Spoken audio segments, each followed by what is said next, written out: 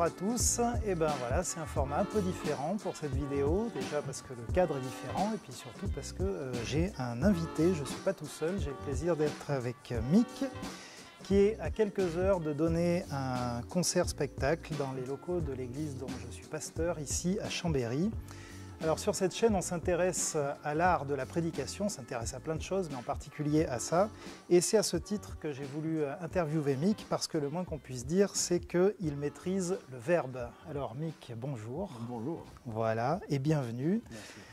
Je suis allé sur ton site, j'ai vu sur ton site que tu es auteur, compositeur, interprète français, c'est marqué, qui dépose des rimes soigneusement ficelées sur des plages instrumentales concoctées par tes soins. Voilà ce qui est écrit. J'ai vu que tu avais 5 albums de sortie. Exact. Le premier qui s'appelle Relecture, qui est sorti en 2012. Et le dernier, mais on va y revenir parce que c'est le dernier pour l'instant, qui s'appelle Fuel Fresh, qui est sorti en 2020 en collaboration avec le beatmaker Nitu. Jusque-là, j'ai tout bon? Les renseignements sont corrects, Ok, sont exacts. super.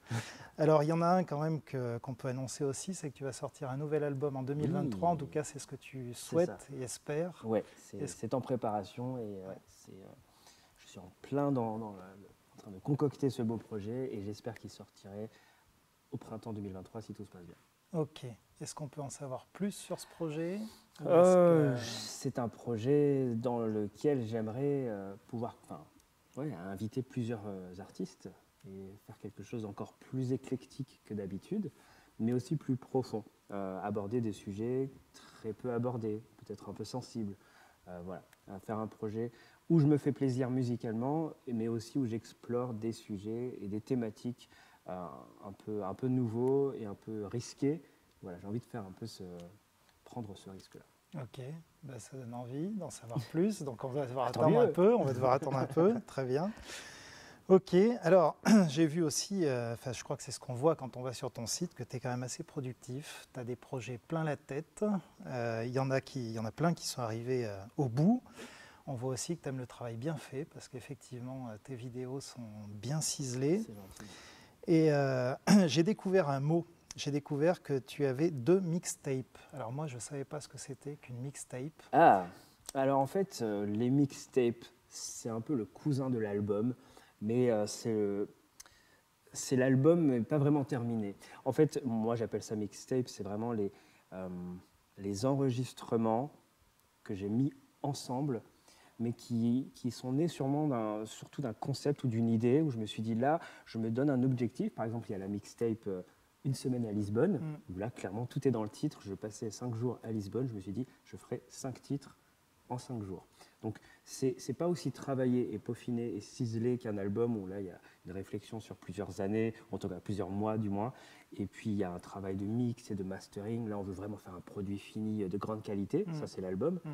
Le mixtape, c'est plus un projet qui naît d'une idée, comme ça, où j'ai vraiment envie de partager quelques titres, un bouquet de titres aux auditeurs, mais sans me prendre la tête avec le cheminement classique d'un album. Donc voilà, c'est un petit album plus humble, plus modeste, mais qui passe quand même, qui transmet quand même un message précis. Ok, ben, n'empêche que sur Une semaine à Lisbonne, il y a mon coup de cœur. C'est vrai? Alors, c'est il y a ma lequel? chanson coup de cœur. C'est pas ce que je voulais. C'est pas ce que je voulais, oui. Je la trouve excellente. Ah Mais bah, bon, merci. ça, voilà, les gens iront la découvrir par eux-mêmes. C'est pas ce que je voulais. Et je voudrais aussi terminer sur... alors, il y a plein de choses en fait qu'on pourrait dire, parce que j'ai découvert en plus une deuxième partie de site où j'ai encore découvert des tas d'autres trucs, où tu interviens à l'IBN, enfin bon, bref.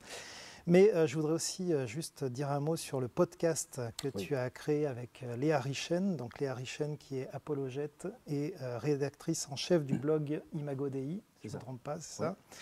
Ce podcast, donc, qui s'appelle Création et Chute, c'est une trilogie qui est basée sur le livre éponyme de Dietrich Bonhoeffer, qui était un théologien et pasteur allemand pendant la Seconde Guerre mondiale, et qui a cette particularité d'alterner donc discussion, enfin c'est un podcast, quoi, un vrai échange, et puis des œuvres musicales que tu as créées spécialement pour le podcast, qu'on retrouve nulle part ailleurs. Elles sont là. Exactement. Et c'est tout. Il faut l'écouter dans les podcasts, les écouter dans le podcast et pas ailleurs. Oui, c'était une super occasion pour moi, ce projet, donc produit aussi et en collaboration avec le collectif Imago Dei, de mélanger mes passions, la musique, l'écriture, mais aussi la théologie, l'histoire. J'aime beaucoup l'histoire.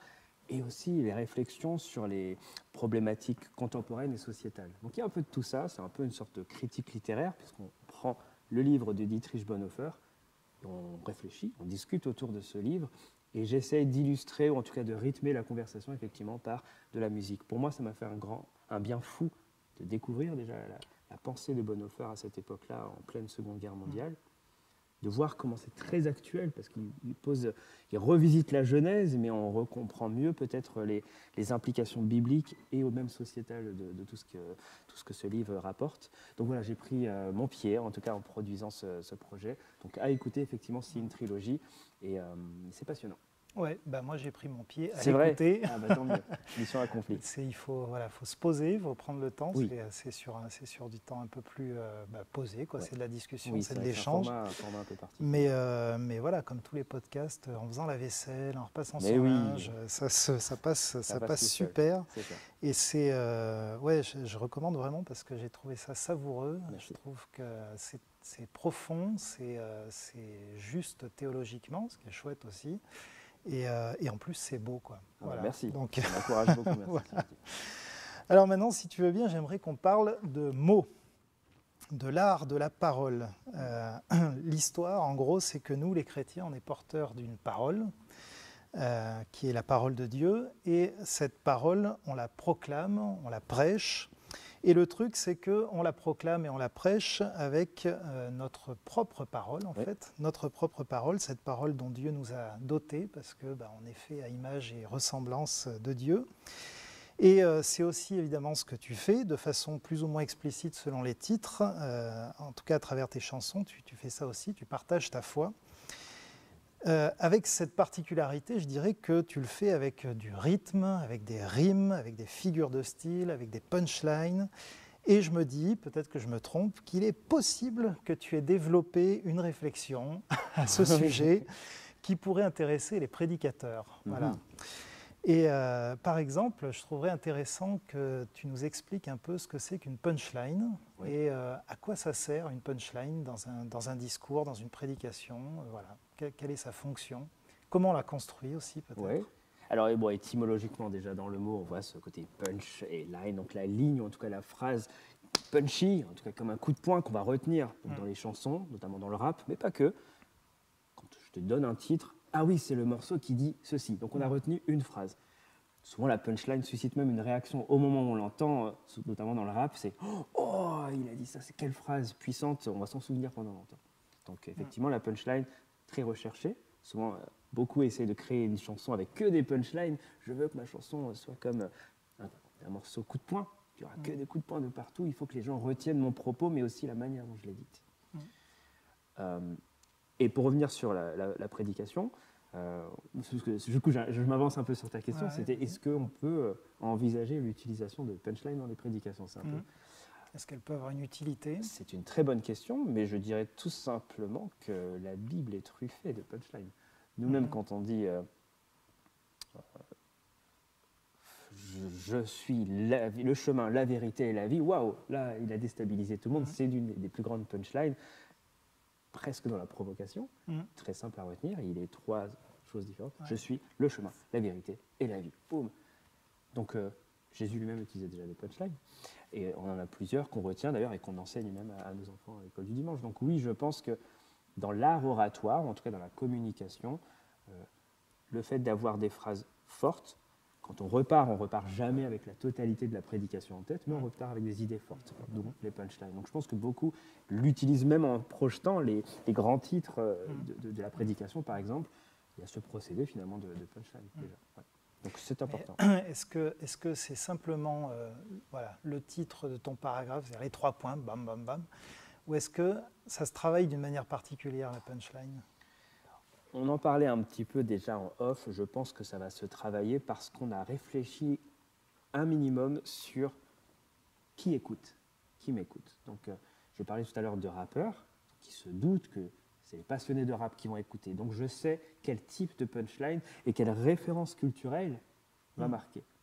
Si j'utilise une punchline avec un domaine qui n'est pas du tout le leur, ils ne vont même pas la voir passer puisqu'ils ne vont pas capter la punchline. Donc je pense qu'un orateur, un prédicateur doit déjà être sensible sur qui écoute, qui est mon assemblée, quelles sont ces références culturelles, dans quelle période on vit, quels sont les grands marqueurs aussi de notre société française aujourd'hui, ou même à Chambéry spécifiquement, qu'est-ce qui se passe, pour que la phrase que je vais sortir prenne en compte tout ceci et ait un effet punchline pour les auditeurs. Donc oui, non, je pense que ça passe par là, ça passe par d'abord connaître son auditeur pour passer un message. D'accord, donc elle se construit aussi en fonction de la personne à qui on parle en fait. C'est ça, je pense. Ouais. Et on pourrait l'utiliser, peut-être, on pourrait essayer de travailler ces punchlines, peut-être sur les points principaux d'une prédication ou sur le point central, le truc qu'on veut que les gens retiennent. C'est ça. Et souvent dans le schéma de la communication, très classique, du émetteur, récepteur, le thème le général, le message, le canal et le code, quand on s'arrête au message, j'aime bien dire au chanteur, mais aussi au prédicateur ou à la prédicatrice, je dis, quel est ton message? Est-ce que tu peux le résumer en 3 mots, en une phrase courte? Le thème principal, ça sera peut-être le pardon. Très bien, mais qu'est-ce qu'on dit sur le pardon? Apprends à pardonner, apprends à accepter le pardon, ne pardonne pas si c'est comme si, Jésus ne pardonne pas comme si, le pardon de Dieu c'est comme ça. Quel est le message central? Et effectivement, je pense que le prédicateur peut évaluer même la performance, mais j'aime pas dire ça, en tout cas le côté pertinent de sa prédication, la pertinence de sa prédication à la sortie. Qu'est-ce que tu as retenu? Donc quel punchline finalement? Si tu devais résumer ma prédication en une phrase, là on voit si c'est à côté ou pas. Donc ouais, je pense qu'on peut. Le prédicateur devrait peut-être même déjà créer sa punchline au départ. Ça peut être intéressant pour l'orienter et pour savoir ce que Dieu lui a mis à cœur de transmettre à l'Assemblée. Ok, intéressant. Merci. Je t'en prie. Je vais te citer quelques vers qui devraient te rappeler quelque chose normalement. Normalement si, t'inquiète, ça devrait aller. Le miroir me dit que c'est le ciel qui m'a écrit, ce compromis exquis du corps, âme, esprit, les lignes finement dessinées au fusain divin et coloriées d'une conscience, cette puissance qui fait l'humain. Je prends place, je règne, je travaille avec fierté, qu'elle est douce à l'oreille, la prosodie de la liberté. Ça te cause ? Ça me parle, j'ai Ça te parle l'impression que c'est un titre qui s'appellerait peut-être Identité et qui serait dans le premier podcast Imago Dei. Exactement, le premier volet du podcast de Création et Chute. Oui, c'est pas de moi, hein. Du coup, c'est pas de moi, c'est de toi. Je le fais sans doute moins bien que toi, très bien fait.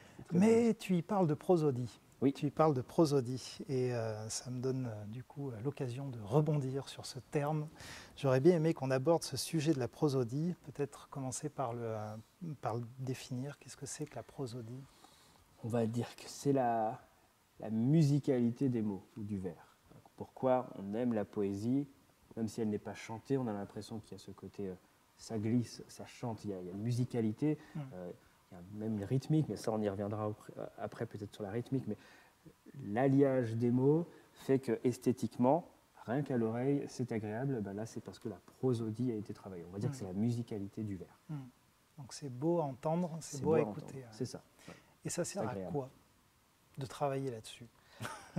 Je pense que c'est un peu comme dans tout. Il y a une discipline que j'ai découverte récemment qui s'appelle le food design. Le food, comme la nourriture, et design. Le food, voilà. Et en fait, c'est tout simplement de mettre un côté artistique dans la présentation de l'assiette. Mais pas n'importe quel produit, ce sont de très bons produits pour la santé. Le radis, la carotte, la salade, que des produits bons pour la santé. Mais présentés de manière très artistique. On dirait une œuvre d'art en sculpture. On pourrait demander, mais ça sert à quoi? Et le but du food designer, parce que c'est vraiment une discipline maintenant, c'est de faire revisiter ces bonnes choses pour la santé que les jeunes peut-être n'osent plus manger parce qu'il y a les fast-food et compagnie, sur une forme beaucoup plus attrayante, ou en tout cas plus sympa, plus douce au regard et plus appétissante finalement. Et en plus, c'est bon pour la santé. Et j'ai l'impression que sur les concepts bibliques, on gagnerait à parfaire, ou en tout cas à soigner la présentation, comme un food designer en disant j'ai à cœur que vous mangiez cette bonne nourriture bonne pour l'âme, pour le cœur, mais effectivement, si je vous le fais en 50 minutes en parlant comme ceci, effectivement, peut-être que ça donnera moins envie et qu'au bout de 2 phrases, vous serez déjà en train de dormir. C'est dommage parce que vous passez à côté de lui. Voilà. Et alors, si je le dis avec prosodie, c'est comme présenter de manière digeste, enfin, en tout cas de manière esthétiquement attrayante, mais sans faire du mauvais marketing parce qu'on a du bon produit. C'est regarder. L'Éternel a dit. Et là, on peut essayer d'utiliser de la prosodie parce que la forme et le fond se joignent pour présenter un plat plus digeste et plus agréable et qu'on va retenir et finalement qu'on va pouvoir bien digérer. Ouais. Oui, donc en tout cas, ça ne remplace pas le fond, évidemment. Il faut que la nourriture soit bonne. Bien sûr. Voilà, mais par contre, bien présentée, ça donne envie de la manger, quoi. Exactement. Est-ce que dans le cadre de la prédication, on pourrait dire que ne serait-ce que ça aide à maintenir l'attention des gens qui écoutent, quoi, déjà. Bien sûr. À suivre le fil et aller jusqu'au bout, quoi. Bien sûr. Et en plus, je pense qu'il y a là une réalité très logique, mais parfois sous-estimée, encore celle de la communication. C'est-à-dire, on se dit, en tant que prédicateur, prédicatrice, j'ai ce mandat de passer un message. Mais si on s'arrête à ce mandat en disant j'ai fait mon boulot, moi j'ai parlé, qu'ils écoutent ou pas, qu'ils se débrouillent, moi j'ai fait mon devoir divin, ça serait un peu prendre la responsabilité à la légère et omettre un peu ce côté responsabilité, donc communication. Donc je dois faire attention à ce que ce soit bien compris. Est-ce que le micro est assez clair? Est-ce que ma diction est claire? Est-ce que je fais attention à la personne qui est au fond? Est-ce que je parle dans une langue qu'ils comprennent? C'est les éléments de base de la communication. Et effectivement, soigner la présentation, c'est faire honneur à son invité. Voilà, je vous prépare un plat non seulement bon pour la santé, mais j'ai pris soin quand même de ne pas mettre de la sauce de partout et que ça ne donne pas envie de manger. Donc je pense que oui, prendre soin de la forme fait partie de la manière dont on va honorer le mandat divin, mais aussi les auditeurs, et s'assurer, comme tu le disais juste avant, qu'ils écoutent et qu'ils écoutent jusqu'au bout. Est-ce que tu prêches de temps en temps? Oui. Ouais. Et est-ce que quand tu prépares ta prédication, tu te la passes à l'oral à toi-même? C'est-à-dire tu l'essayes pour voir si c'est beau? Oui, oui, c'est important. Alors, j'ai la grâce aussi d'avoir une femme qui est très critique aussi, donc sur la forme comme sur le fond. Donc, je le fais rarement devant le miroir pour valider moi-même. Oh, je trouve que je suis plutôt bon et beau lorsque je parle. C'est surtout ma femme qui prend le temps de le faire pour moi, en tout cas d'analyser la forme comme le fond, effectivement.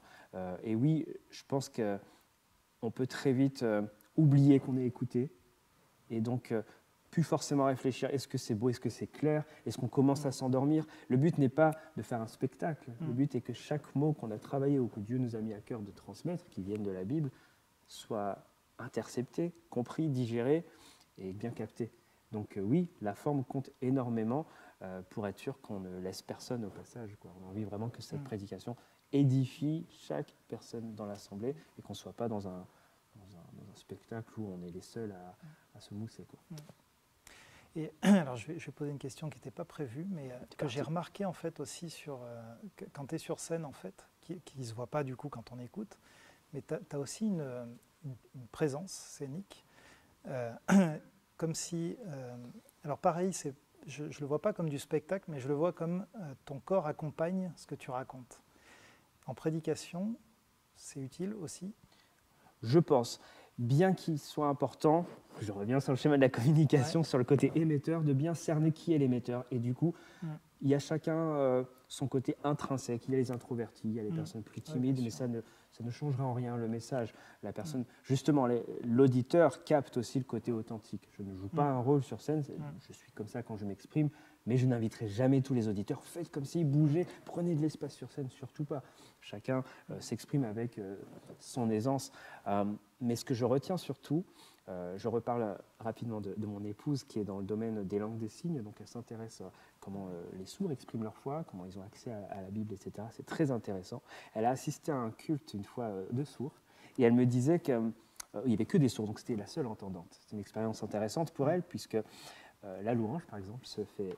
Ils mettent de la musique, il n'y a que des vibrations, ça fait énormément de bruit, c'est insupportable pour les entendants, mais les sourds ont besoin de ça parce qu'ils sortent les vibrations pour pouvoir louer de manière synchro. Et le moment de prière, ils sont tous en cercle et ils se regardent puisqu'ils vont prier en langue des signes. Et elle me disait qu'elle n'a jamais été aussi touchée par des prières, parce qu'elle comprend la langue des signes française, parce que ce sont priées avec le corps. Nous, on peut dire merci Seigneur pour cette superbe journée que tu m'as donnée, aucune émotion, aucune joie, même si je pense que je dis. Mais là, c'est tout le corps qui parle. En langue des signes, c'est les mains, les yeux, tout le corps. Et c'est tout le corps qui loue Dieu pour cette belle journée. Et elle a trouvé ça très touchant et très émouvant. Et pour moi, ça m'a parlé. Je me suis dit, mais oui, elle a reçu parce que c'est tout un corps, c'est un ensemble qui loue et qui parle, qui s'exprime. Et je pense qu'en prédication, le corps a sa place, en tout cas l'expression faciale, puisque oui, Dans mon coin, quand j'ai préparé ma prédique, j'ai été le premier édifié et touché. Donc j'ai vraiment envie de transmettre soit cet enthousiasme, ou soit ce côté dur que je vais transmettre dans la prédication. Oui, c'est pas du théâtre, mais c'est tout simplement transmettre de manière authentique. Ok. Mes réponses sont un peu longues, hein, je vais peut-être faire un peu plus court. Bah, écoute, moi ça me va. Mais... moi je suis pas pressé. Je vais te lire un autre texte de toi. Plus dur à dire celui-là. Alors je vais essayer, mais je l'ai trouvé à un endroit bien particulier sur Internet. On va voir si tu arrives à voir où. Il y a un endroit évident, il y a un endroit moins évident. Le blouson kaki clair, les jolies bottes noires, pour les chaussettes, il reprend la paire enfilée l'autre soir. Et pour ma part, fidèle au poste, bien positionné, à la pointe de l'attaque, je suis les lunettes qu'il a posées sur le nez. Au premier rang, je me déleste, je vois tout et ne rate rien de ses moindres faits et gestes. Le vrai intérêt, qu'ont ces deux spectres en vert, c'est de cerner si l'homme droit aurait des regards de travers. S'il n'y a qu'une paire d'yeux, il y a des milliers de regards possibles. Le haineux, le peureux, l'amoureux, l'insensible. Il y a la version honnête, il y a la version tricheur. Il y a une différence entre le regard poli et la guicheur. Je détecte et j'inspecte du lundi au dimanche, discrètement posé sur mes deux branches. Et toi, demande-toi sur quoi tes yeux s'attardent et que diraient tes lunettes si elles pouvaient parler ? Si tes lunettes pouvaient parler, dis-moi les choses qu'on apprendrait. Rien n'est caché devant Dieu, on joue les yeux dans les yeux. Si tes lunettes pouvaient parler, quels seraient les secrets dévoilés ? Rien n'est caché devant Dieu, on joue les yeux dans les yeux. Où est-ce que j'ai trouvé ça ?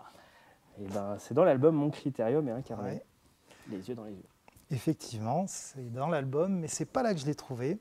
Je l'ai trouvé à la fin d'une prédication que tu as donnée, toi, le 30 mai 2021, à l'église protestante évangélique de Nantes-la-Beaujoire. Alors ça remonte un peu. Wow, tu avais fait des ateliers là-bas, a priori. Voilà. Oui. Et le lendemain, tu avais prêché. Je crois que c'était le lendemain. Eh ben, oui, voilà. C'est vrai. Eh ben, je salue cette église. C'est vrai que j'avais... Ouais. Tu avais terminé en fait ta prédication avec ce texte qui est un peu plus long que ça. En fait, je l'ai coupé parce que bon, voilà, tu le dis mieux que moi, donc ce serait mieux. C'est très bien, c'est très bien. Mais j'ai trouvé intéressant en fait que tu mettes ça en fin de prédication. Et pour terminer, j'aurais aimé qu'on parle de la question des figures de style. Oui. Et peut-être dans la prédication elle-même, leur utilité. Est-ce que tu as fait exprès de mettre ça à la fin ? Il y avait une raison. Oui.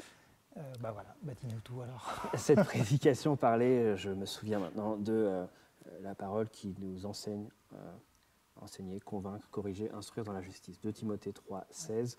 Et donc, qu'est-ce qu'on apprend ? Par exemple, si on se concentre sur le sujet précis de l'intégrité, comment je peux l'appliquer de manière concrète si la Bible m'a appris par exemple à maîtriser mes regards.